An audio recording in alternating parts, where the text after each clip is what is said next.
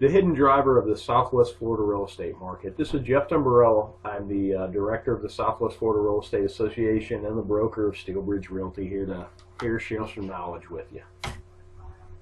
Understanding trends. Everybody talks about trends, but what exactly really is a trend? The verb version of a trend is to have a general tendency, set of events, conditions, or opinions.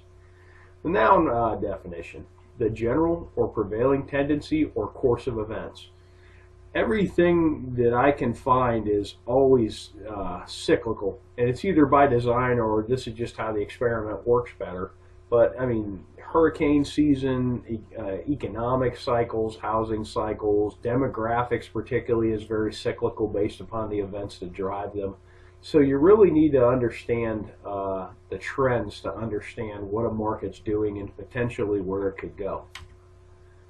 The base driver of the Southwest Florida market is retirees. They really are a base driver and a somewhat hidden driver. If you're not working or living in a retirement-based area, you tend not to notice it. If you live in some areas of particularly, say, South Fort Myers and some of the younger neighborhoods, you really wouldn't know retirees are base drivers because everybody around you is 40 with 3 kids. But a retiree is a person who's retired from a working or professional career. In migrating retirees, spending initiates growth. When they come here, their first 2 years is very, very fruitful for our economy. They generally get some housing. I notice they buy cars, they buy boats, they buy brand new Harleys. Sometimes they buy all of that. Furniture. The first 2 years, there's a great study from the University of Arkansas. It's an older study, but it really showed some neat effects of, especially the first couple of years of retirees spending and how it affects the economy. New jobs are created because they're a new demand. The neat part about the demand is most of the capital they bring from outside the market. So particularly if they're not working and retired, they literally just bleed money into our economy. And then some households, they build new houses. Some of them rent, some of them purchase. All of which creates jobs and income. How do you check this? Well, the U.S. Census. It's an official enumeration of population. They've been doing it for a very long time. One particularly useful set of data is the count of live births. They have a lot of data sets, and if you've never been to the census page, you can download most anything there with the click of a button. It goes right into Excel, and you can work with it. And this is how you can project and extrapolate current and previous retiree trends. How do we know this to be valid? Through analysis, it's been determined that 62 years of age appears to be the age to trend. I have trended ages 55 all the way to ages 70 against our sales counts. 62 is really the age to look at. The simple math always sheds the most illuminated path. Okay, our market crashed in 2005 through 2007.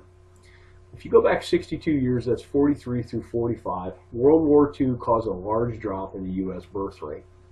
Lo and behold, 62 years later, all the retirement centers in this country crashed first. When the bubble blew, it was Florida, Arizona, and Nevada, Las Vegas that blew first, and those were heavy retiree pockets, and that's what popped the bubble.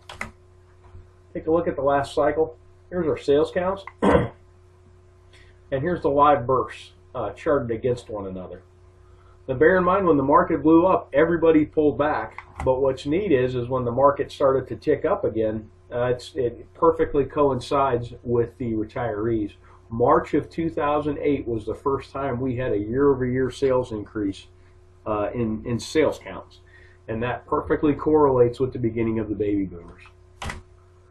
Notes on the last cycle. You really have to understand the last cycle initially formed out of growth from retirees and then turned into a full-blown leverage-induced mania from 2004 to 2006.